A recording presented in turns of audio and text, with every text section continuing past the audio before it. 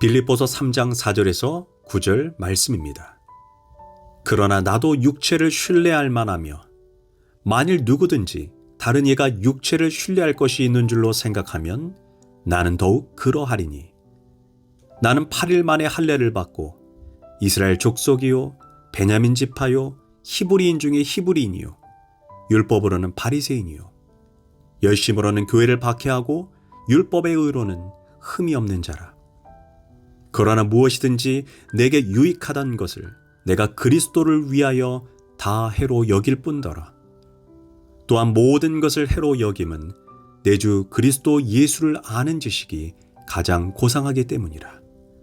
내가 그를 위하여 모든 것을 잃어버리고 배설물로 여김은 그리스도를 얻고 그 안에서 발견되려 함이니 내가 가진 의는 율법에서 난 것이 아니요 오직 그리스도를 믿음으로 말미암은 것이니 곧 믿음으로 하나님께로부터 난 의라.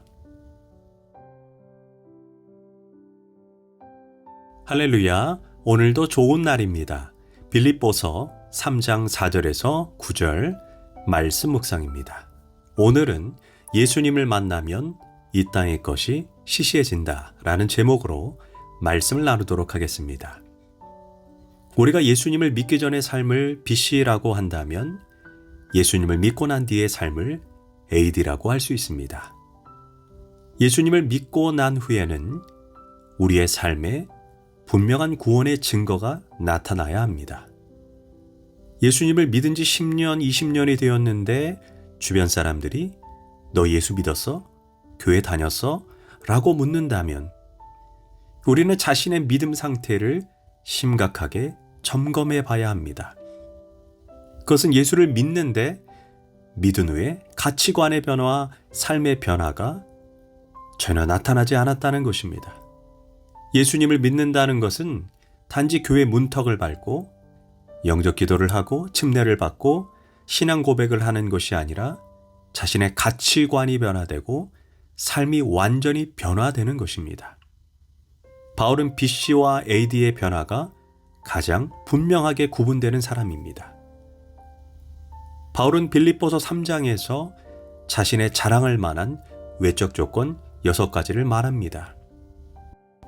그러나 이것은 나도 이 정도는 된다 라는 자랑의 차원에서 말한 것이 아닙니다. 자신이 예수 그리스도로 인해 가치관이 완전히 변화되어 그런 육적인 조건들을 모두 배설물로 여기게 되었음을 말하고 있는 것입니다. 4절과 6절입니다. 그러나 나도 육체를 신뢰할 만하며 만일 누구든지 다른 이가 육체를 신뢰할 것이 있는 줄로 생각하면 나는 더욱 그러하니 나는 8일 만에 할례를 받고 이스라엘 족속인 베냐민 지파요 히브리인 중에 히브리인이요 율법으로 바리새인이요 열심히는 교회를 박해하고 율법의 의로는 흠이 없는 자라. 첫째, 바울은 육체의 자랑거리로 8일 만에 할례를 받았다라고 말합니다. 할례는 하나님의 백성이 되는 언약의 표시입니다. 바울이 태어난 지 8일 만에 할례를 받았습니다. 이방 교회였던 빌립보 교인들 가운데 성년이 되어서 비로소 할례를 받고 하나님의 백성이 된 사람들이 많이 있었을 것입니다. 그런데 바울은 태어난 지 8일 만에 할례를 받았다는 것입니다. 즉 우리가 종종 전도를 하다 보면 예수 믿으세요? 라고 질문하면 나는 유아 세례를 받았고요. 우리 아버지가 장로이고요. 3대째 예수 믿고 있는 집안입니다. 라고 대답하는 것과 동일하다는 것입니다. 두 번째로 바울은 이스라엘 족속이요 베냐민 지파라고 고백합니다. 바울은 순수 이스라엘 족속입니다. 다시 말해 아브라함과 이삭과 야곱의 직계 후손입니다. 또한 이스라엘 12지파 가운데 첫 번째 왕인 사울을 배출한 명문 지파인 베냐민 출신이라는 것입니다. 바울이 바울 되기 전에 이름이 사울이었는데 이는 이스라엘 초대 왕인 사울의 이름을 따서 지은 자랑스러운 이름입니다. 셋째로 그는 히브리인 중에 히브리인이었다라고 고백합니다. 이스라엘 사람 모두가 히브리인이 아닙니다.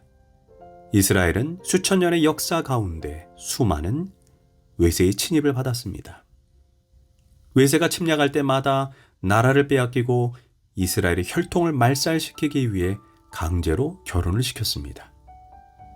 그래서 히브리인 중에 히브리인이라는 표현에는 험난한 역사 속에서 신앙의 절개를 지키고 이방인들과 피를 섞지 않았다는 것입니다.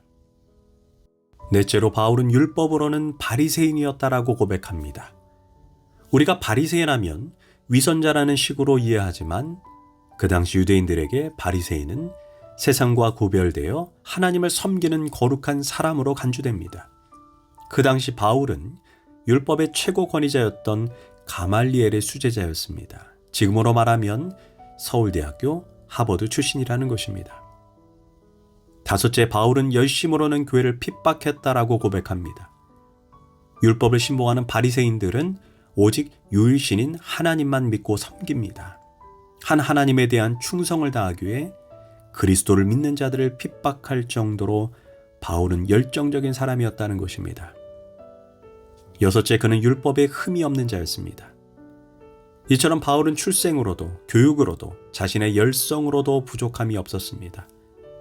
그것이 그에게 보배였고 자랑거리였습니다. 그랬던 바울이 다메섹 도상에서 부활하신 예수님을 만나게 됩니다.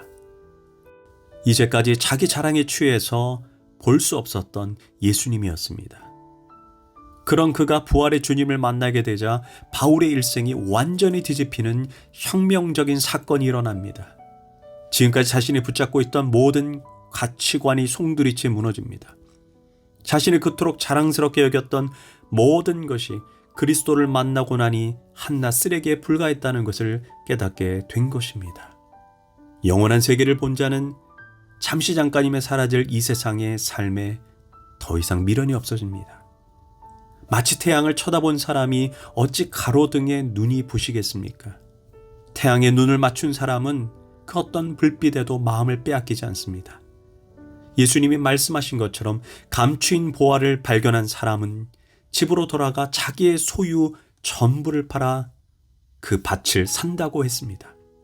그래서 바울은 이제 이렇게 고백하는 것입니다. 7절입니다. 그러나 이제 무엇이든지 내게 유익하던 것을 내가 그리스도를 위하여 다 해로 여길 뿐더러 또한 모든 것을 해로 여김은 내 주 그리스도 예수를 아는 지식이 가장 고상하기 때문이라.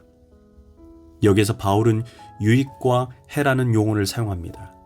이는 대차대조표에서 자변과 우변, 이익과 손해에 해당하는 회계 용어입니다. 즉 이제는 영원한 것을 보았더니 이 땅에 집착했고 자랑했던 것이 정말 배설물에 불과하다는 것을 깨달았다는 것입니다. 그래서 바울은 8절과 9절에서 예수 그리스도를 아는 지식이 가장 고상할 뿐 아니라 내가 그를 위하여 모든 것을 잃어버리고 그 안에서 발견되려 함이니라고 고백했던 것입니다. 즉 예수 그리스도를 위해 살고 그분을 위해 희생하고 그분의 영광 하나님의 나라를 위해 사는 것이 영원한 투자라는 것을 발견했다는 것입니다. 여기에서 우리는 바울을 통해 깨닫게 되는 진리가 있습니다. 이 세상의 것을 버리려고 노력하지 마십시오. 예수님이 얼마나 귀한 분인지를 알면 저절로 이 세상의 것이 버려지게 되는 것입니다. 이 세상의 것을 영원한 것보다 더 추구하고 있다면 아직도 나는 예수님을 만나지 못한 것입니다. 이제 바울은 고린도후서 11장에서 자신의 자랑거리가 무엇인지 이렇게 고백합니다. 내가 그리스도를 위해 옥에 갇히기도 더 많이 하고 매도 수없이 맞고 여러 번 죽을 뻔하였으니 유대인들에게 40에 하나 감한 매를 5번 맞았으며 3번 태장을 맞고 1번 돌로 맞고 강도의 위험과 동족의 위험과 여러 번 자지 못하고 줄이며 목마르고 춥고 배고프며 또한 내가 교회를 염려하는 것이라. 내가 부득불 자랑할진대 내가 이제 이런 것을 자랑하리라. 즉 바울이 영원한 가치를 발견하고 나니 바울의 자랑거리가 바뀌었습니다. 예수 그리스도를 위해 하나님의 나라를 위해 자신의 삶을 희생하고 불태우는 것이 가장 영원한 것이고 가장 존귀한 것임을 깨닫게 된 것입니다. 그래서 바울은 빌립보서 3장 9절에서 이제 자신이 그리스도 안에서만 발견되고 싶다라고 고백합니다. 우리는 어디에서 발견되기를 원하십니까? 우리가 인정받고자 하는 대상은 사람이 아닙니다. 우리가 발견되어야 할 자리는 오직 예수님이어야 합니다. 교회에서 내가 봉사를 얼마나 열심히 했는데 혹시 성도들이 나를 몰라주는 거 아니야? 이렇게 걱정할 것이 아니라 주님이 나를 기억하고 계실까라고 물으며 예수 안에서 발견되기 위해 몸부림쳐야 할 것입니다. 이처럼 진짜 예수님을 만나면 더 이상 이 세상의 것이 시시해지고 영원한 것을 추구하게 됩니다. 기도하겠습니다. 하나님, 이 땅에 잠시 잠깐이면 사라져버릴 세상에 집착하는 자가 아닌 영원한 세계, 영원한 본향 하나님의 나라를 바라보며 이 땅에서 주를 위해 나의 남겨진 인생을 희생하게 하소서. 예수님의 이름으로 기도합니다. 아멘.